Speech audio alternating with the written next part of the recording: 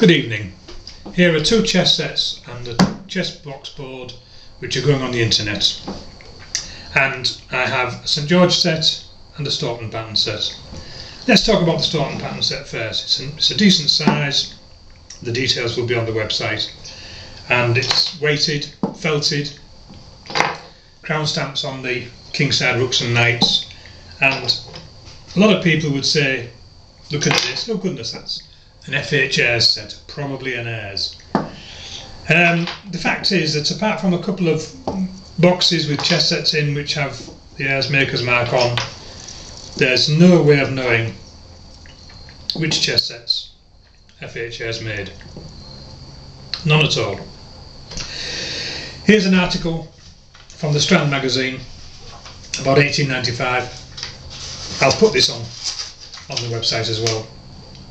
And the reason why I'm talking about this particularly is that I had a chap from Israel wrote to me today and said he'd done all this research, and perfectly good research, collectors who'd got these probably an Ayres sets in their collections, and they've got the stamp box, and he's looked at all the things, and perfectly respectable bit of research.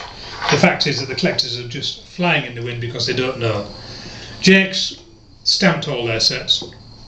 FH Ayres apparently didn't. However, when you read this article, you find very interesting. Ayres, very famous, had a huge factory, covered several acres in Aldersgate Street in London. And they made cricket bats, they made golf irons, they made rocking horses, they made all sorts of things in the sporting goods scene, and they seem to have stamped and marked everything they made, apart from chess sets. So, the point being that there were several hundred manufacturers of articles in the 19th century in London, and a lot of them listed chess sets, and we just don't know who made what, apart from the Jake sets because they're stamped. And anybody else, Calvert, London, so on, who stamped their goods, fine, you know, we can tribute them, but really, frankly, we just don't know. This is a nice weighted set, good playing set, probably an Ayres. There really is no stronger attribution than that. The fact is that there's a picture in this magazine of a chap making some chess pieces, and what he appears to have on the bench is a St George set. And you just, before I get out to refresh myself, drop a homemade wine. And here we have a St George set. Well, it says in the article that they made a full range of chess sets: bone, ivory, vegetable ivory, wood, and we see from the picture that was taken, it's from a photograph, it's been modified in some way with printing at that time. So why couldn't this be probably an Ayres? You know, we have no more stronger idea what probably an Ayres looks like in the St George pattern sets. We know they made them because there's a picture of somebody making one and a description of how many knights had to could carve a day, and so on and so on.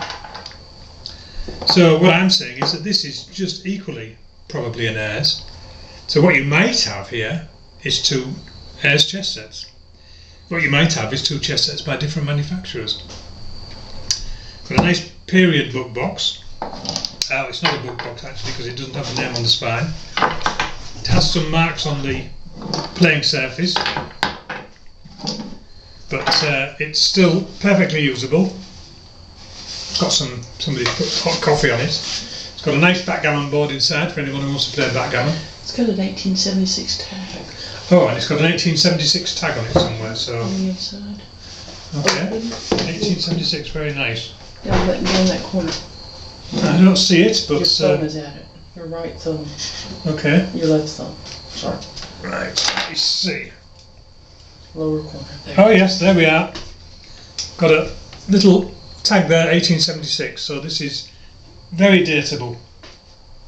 With a price of 18 shillings and sixpence. I shall hope to get more than that. So there we are, that will be on eBay. And two perfectly good playing sets, thank you.